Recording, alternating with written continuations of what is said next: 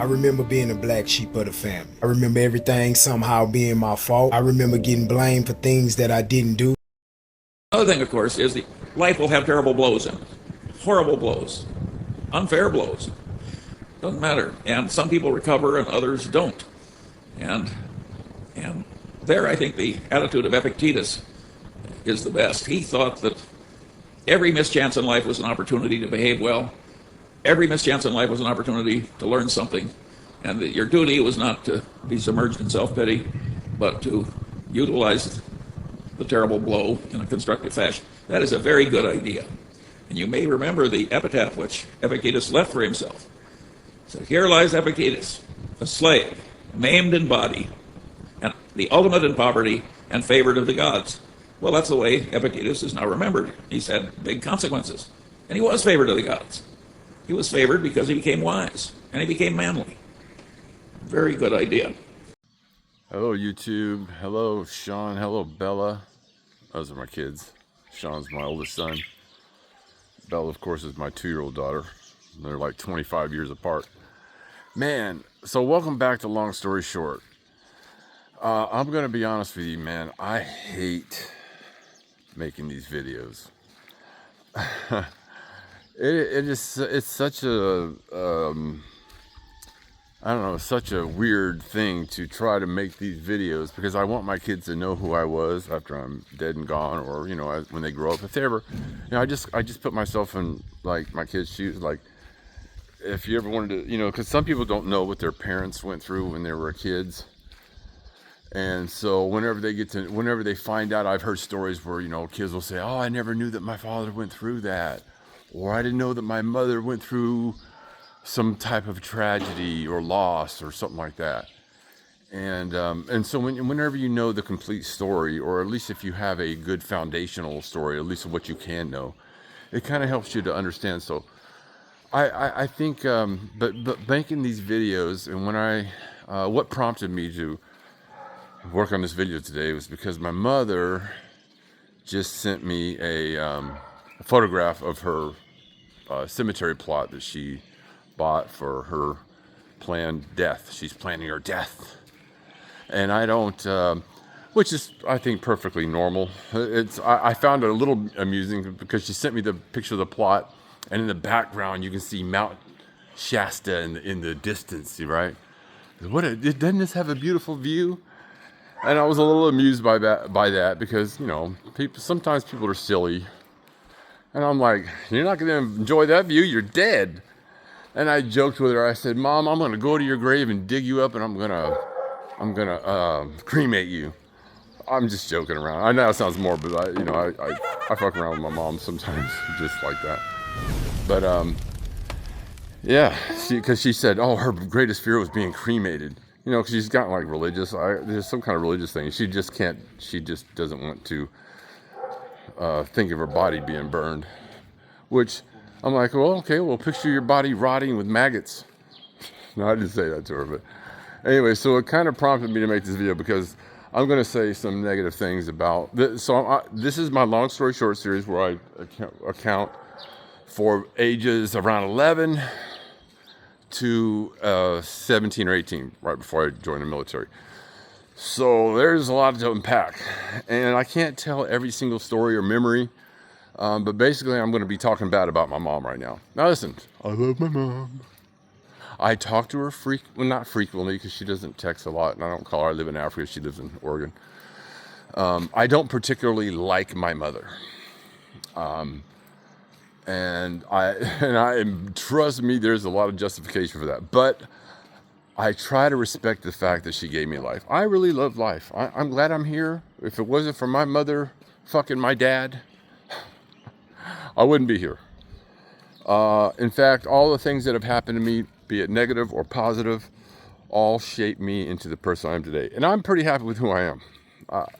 You know, I don't wake up every day and go, man, I'm a bad person, or I did this. I don't have a lot of regrets.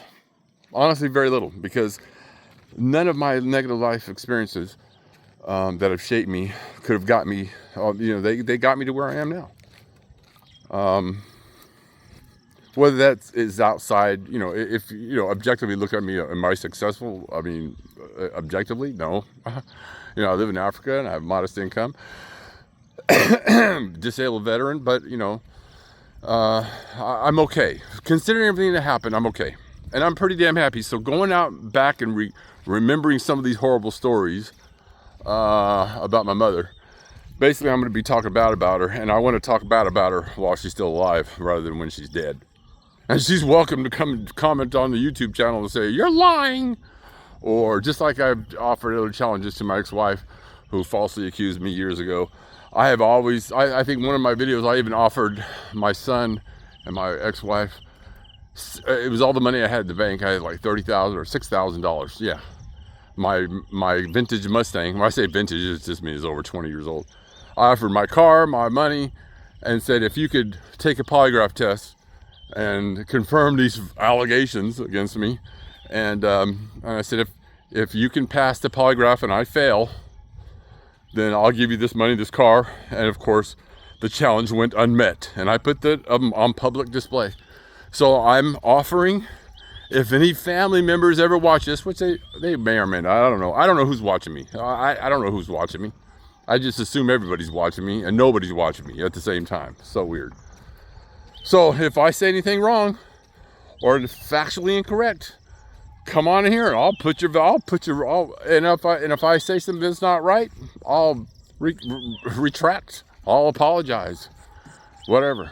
But I got pretty good memory. So it's very difficult for me to end up being in a happy place and being content with my life and being a parent with Bella.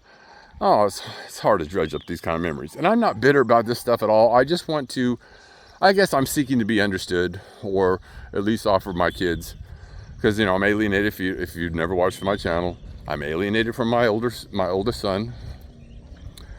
He's been parental alienated from me for over 20 something years, and he claims to hate me and all this other stuff. Of course, I'm with Bella's only 2, so Bella loves me. I got you. Here we go. So anyway, like I said, I still speak to my mother on occasion. I even send her pictures of Bella, videos. She links to my channel. I love my mother. I just don't like her as a person. She was in, well, you can be the judge. Okay, so I got you. as you know, she has 4 kids. 1 stillborn death, but 4 living kids, 4 kids that lived, 3 different baby daddies. I grew up as a latchkey kid, raised by a single mom, middle child. My oldest sister is 7 years older than I, so some of my teen years were left with just me, my mom, and my brother at home. And my young years, I was, you know, living with my siblings, so I was a middle child. Now, there's a middle child syndrome where, you know, my sister used to bully and beat me up and be physically abusive towards me. And I have some, so you can, when I tell these stories, you can be your own judge. If you want to determine that they're bad people, okay, well, that's your judgment. I think they are. I don't talk to I'm the black sheep. I am the black sheep of the family, proudly. It's because I'm the only sensible, honestly, I'm the only sensible person in the fucking family.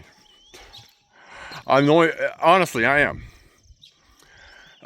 So let's start with 1981. I was 11 years old. So let's fast forward. If you watch the video with my stepdad who died in a plane crash, now after he's dead, I'm living at home, and just my sisters had both left the home. I'm 11, or at least my sister, maybe my sister was going to high. I didn't see her very much. She was always gone doing stuff. So I had a clock radio in 1981 that was one of those analog clocks, and my mother had been she had gotten this welfare to work program, so she was sleeping. It was on a Sunday morning, and my alarm clock went off, and it woke her up. So she comes out. We had a verbal conversation. I can't exactly remember what we were going back and forth, but I was like, oh yeah, I didn't. But she, some words went back and forth, and she grabbed me by the hair. She punched me in the face, kicked me in the stomach. I'm not exaggerating. She closed fist punched me in the face, grabbed my hair, I had long hair, pulled me down, and she gave me a kick right to the fucking stomach. It was pretty brutal. I don't think I've ever had a beating worse than that in my childhood, although except for my stepfather with a belt. But anyway, it was jarring. And then she forced me into the hot garage. We had a 2-car garage, 7447 Stallaway. I still remember the phone number, 422-6754. Anyway, grew up my young teen years in the house. And then she closed the door. I was out there for a little while, and then the garage door opened, and here comes that analog clock. Now, we're poor. My mom's on welfare, going to work part-time, and you know, I never got a lot of stuff, you know. I got some stuff, you know. I wasn't deprived completely. But the clock radio comes flying out in the garage and shatters into pieces, and I just remember sobbing because that was like my clock. Like, that made me feel like that clock radio we got from, somebody gave it to me or we got it at a garage sale. It was old when I got it, and that was how I listened to music. That was the only way I could listen to music. And she shattered it. And oh man, I remember just sitting in that garage, and I just remember just wishing she would die. You know, like I was sobbing. I hope she gets hit by a truck and dies. Oh, I fucking hate you. And I would sit there and just, I hate you. All right. And, you know, for the most part, I was a good kid. I don't care. I don't remember doing anything mischievous or purposely bad to my mom or sisters. You know, I always try, you know, the middle child, I was always trying to please. I was a people pleaser. And anyway, so I was very insecure as a kid. Because, and this is the other thing that makes me upset at my mom in general. Because I was deprived of having a father. I now know that my mom lied about false allegations against my dad, and you know that he made some mistakes too. My dad wasn't perfect, but my mother divorced him. And it caused me, you know, to have to be raised by a single mom. So she took the other person out of my life that cared and loved about me just as much as she did, if you want to call it that. It's so funny because my mom was so different now. Like, even with Sean, yeah, I don't like talking to my mom because she has all these stupid ideas in her head. Like, so I'm just trying to, I can't, now, not all the memories are bad. I do have a memory of a day that my mom and I played chess. I taught her how to play chess because I had learned, and she played chess, and we laughed, and we had a good day, and I remember it was just a good day. My mom was very nice that day. But for the most part, my mom was pretty shitty my entire, so I'll give you another example. Because I'm a parent, all right? I just can't imagine doing anything differently, but there was a time where we didn't have any money. My mother had just some change. It was after my stepdad and her had split up. And so we didn't have any milk in the house. And we're kids. Now, as a kid, I was like, milk is my life. It goes into cereal, all right? And instead of buying milk with the last bit of money my mom had, she went and bought cigarettes. And all of us, my sister and my brother, or me and my sister, my brother was small at the time, probably 6. Just the cigarettes, please. And so she bought cigarettes. So while I can't account for every memory, I just look. I play video games. I smoke. I have habits. I spend money on myself on certain things, indulge, but never would I do. Even though we didn't starve, okay, but the church had to bring us food, but.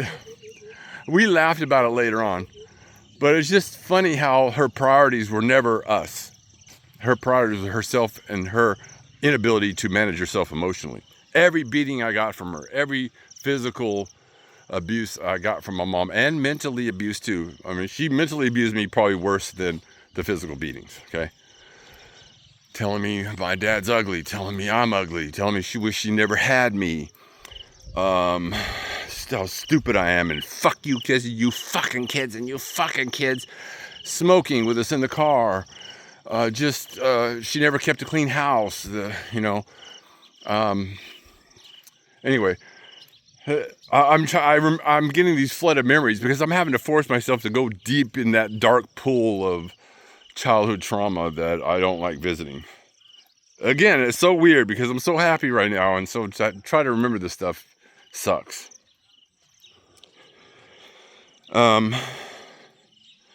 But you know, so let me tell you the other thing that we endured.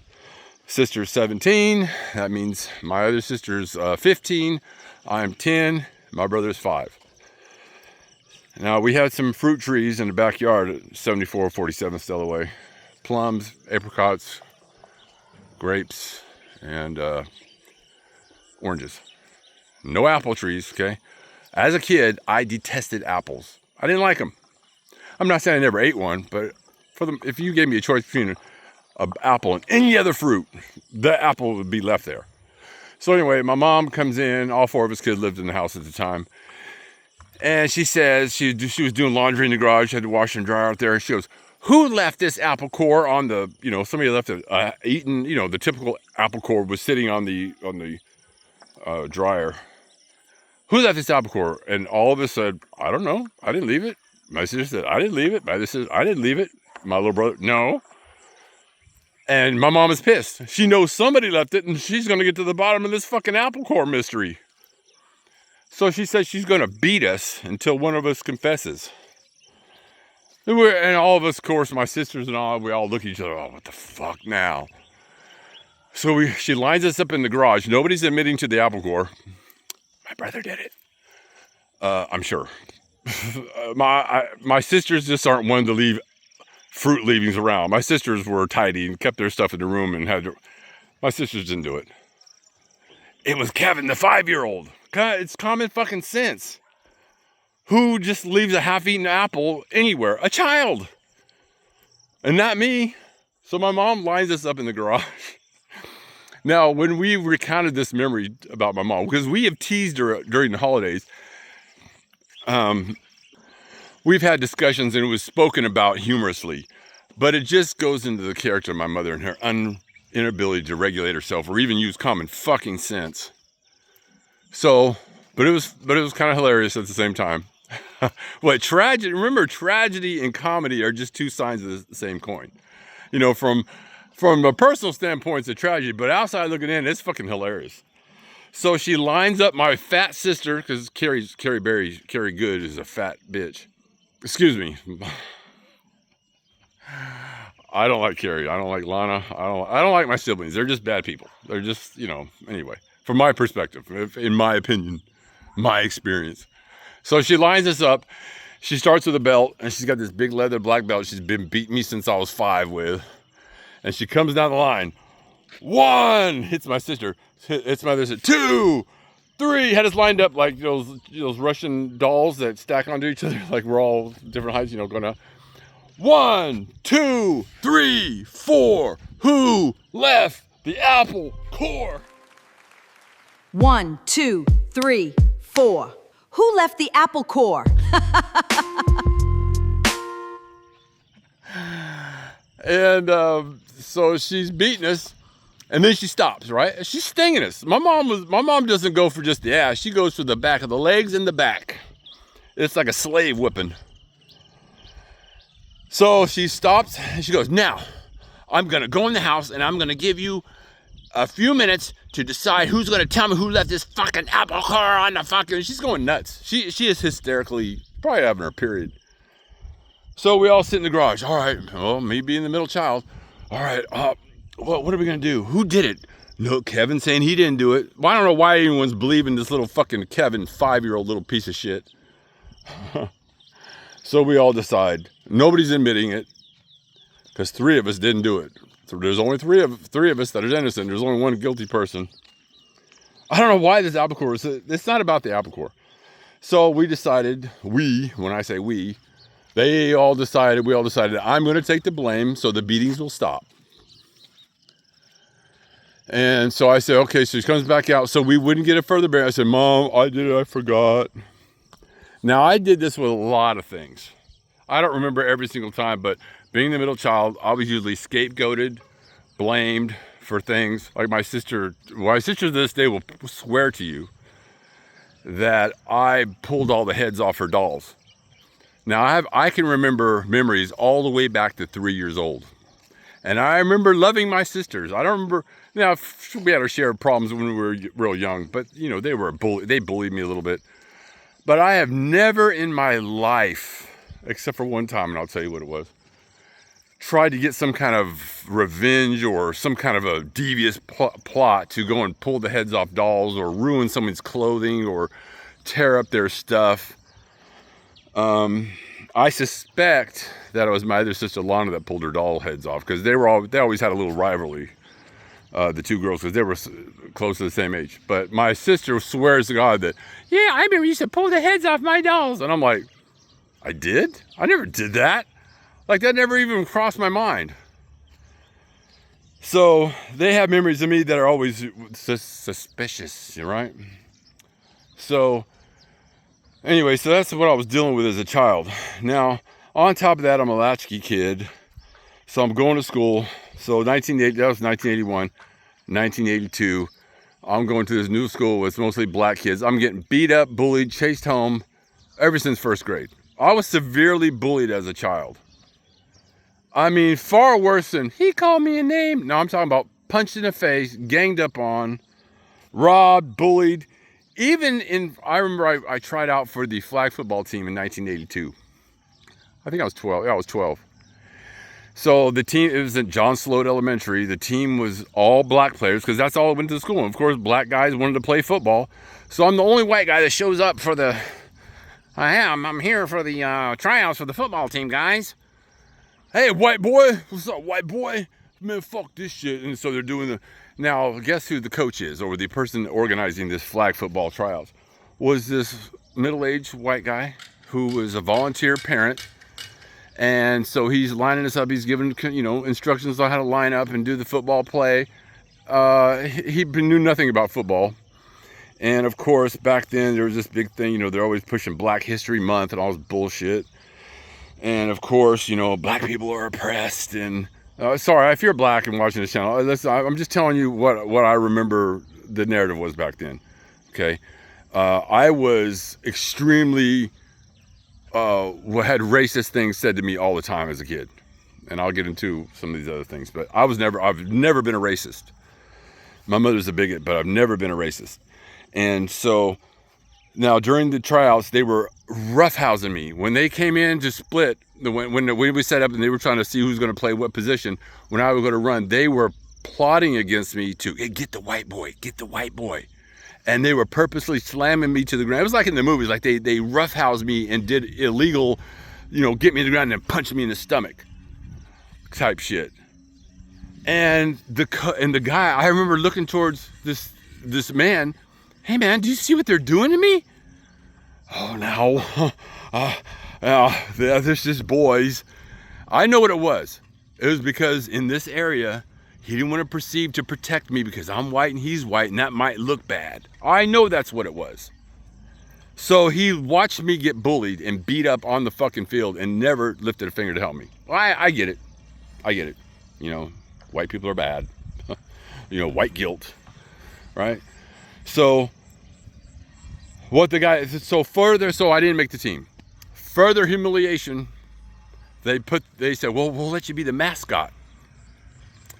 So they put this tiger uniform, this fucking hot ass thing, tiger outfit with this stupid looking mask and a tail. And so when I'm at the fucking game, I gotta dance my little jig and woo woo woo is a fucking mascot. Now here's where I could have used two parents. If I had a father, this shit wouldn't have happened. I could have gotten some direction. I remember when I went home after that, I was just dejected. Like it didn't make me hate black people because you're not allowed to hate black people, right? You're not allowed to say anything bad about black people because it's racist. So imagine, and I didn't have my mom to talk to me about. My mom would just give me her little stupid ass bigoted views. We'd be driving down the street and she would say, you see that house right there with the unmowed lawn and unkempt bushes and dirt and trash, black or Mexican people live there. And I was like, oh yeah, black and Mexican people are dirty. Yeah, that's what was getting in my head, right? That's not necessarily racist, but she's making observations about the unkempt houses versus the well-maintained houses. Now, here's the cognitive dissonance. I'm walking home one day and I see this junky ass house, probably the most junky in the neighborhood. And the door opens up and this fucking white guy comes out with a scraggly beard and fat and got his belt, and he walks out and picks up his, I'm like, damn, I thought a black person lived there. Oh, so here I'm going, wait a minute. That's not making sense. I thought black and Mexican people were dirty. And then I started seeing black Mexican people had the most dope ass yards. I don't mean to stereotype, but man, Mexican people are some fucking good ass gardeners, man. And so all the information my mom has given me throughout my childhood, whether it be how to talk to girls, how to tell which color, race, I don't know why that's important. All the life, my mother never gave me one good life lesson. Never gave me one beating that was, this is gonna hurt me more than it hurts you, kind of situations. It was always out of anger, bigotedness, ignorance. My mother has never read a book, never went to the gym, never self-improved herself, not one time in her entire life. And it shows how ignorant she is now. The stuff she says to me now, she doesn't understand men. She projects on the people her own failings and shortcomings. She blames others. She's overly critical. My mother's a raging narcissist. If you want, I can't diagnose her. I hate throwing that word around, but she requires strict obedience. She's never once treated me, and I'm going to tell you more stories about her when I talk about my divorce and what she did during that time. That she would lie to me and tell me she's on my side when she's secretly plotting against me. It's so weird. But anyway, I wanted to make these videos and talk about what I went through. And this is why this kind of rolls me back to, you know, I'm not a content creator that talks about men's issues or, you know, things like that religiously. I do think we have a problem in gender wars, and we have a feminism problem. I'm very anti-feminism. If you want to classify me as conservative, go right ahead. I don't affiliate with any party anymore. I don't fucking like politics. It's not about politics. It's just about what's right and wrong and what is best for society. Two-parent households are best for society. So I want to thank my mom, not for the things that she taught me, but for the things that she taught me how not to be. Because there's this, and I'll end the video here. It's a very long video, sorry about that. Basically, we have been told that when children are abused, or whenever there's a person who abuses somebody, whether it be a child, a spouse, or something like that, or they do something crazy off the rails, they always go back and blame the parents. And I don't blame my mother for anything that I've ever did or not did, except for I do want to say that she gave me a blueprint for what not to do. But honestly, I'm trying to self-assess myself. Like, do I need my mother not to buy milk and purchase her cigarettes for me to know that that's not what I would be with Bella? Men, I instinctually, I would provide for my child first in a situation where it's either or. I'll never, and I've never in my life would ever abuse a child in any kind of way. And, of course, my son would probably tell you differently. But of course, like I said, earlier in the video, like the abuse that I was accused of towards my son and my ex-wife, I have taken a polygraph, and they asked me directly, did you do this act of abuse? No. Ding, ding, ding. Polygraph says, telling the truth. So anybody that wants to come and polygraph, come play the polygraph game with me. They're not going to do it. Even when I offered money, hey, if you pass the polygraph, I'll give you all my money in my car. Same thing goes with my mom. If you want to take a polygraph or you want to dispute anything that I'm saying, come on. I'm not opposed to, I'll post your video and I'll make a retraction but it's not going to happen. So, and look, this is public. Anyway. So there's a lot of other things that happen. I got to break these down into subsequent videos. Terrible. All right, so this just wore me out, just even talking about this. I try to keep a sense of humor about everything, but my daughter's sleeping right now. It's early in the morning. I'm going to go back and spend my morning time with her and have a few laughs with her and enjoy. Michelle's home today. So anyway, that's the video. More to come. Thanks for watching. Au revoir. Until next time.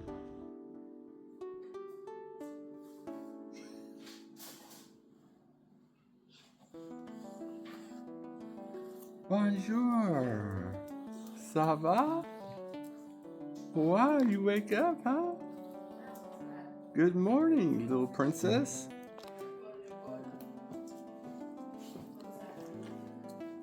What you doing? You okay? Aha. Mama? It's a new day. Come here, give me your hand. Give me your hand. Aha. There you go. Oh, careful. Doucement. All right. Good job. Let's go see your mama.